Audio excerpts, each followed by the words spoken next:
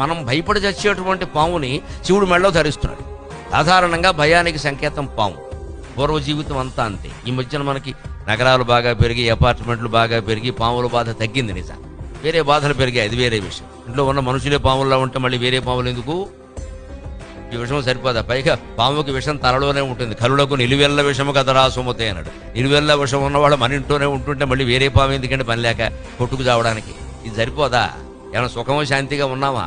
ఉన్నది 2-3 కొట్టుకు చచ్చిపోతున్నారు ఇక్కడ. ఒకళ్ళ మీద ఒకళ్ళకి నమ్మకం లేదు. అంటే పాములు ఇవాళ్ళు లేవనుకోలేదు, పాములు మించిన వాళ్ళే ఉన్నారు.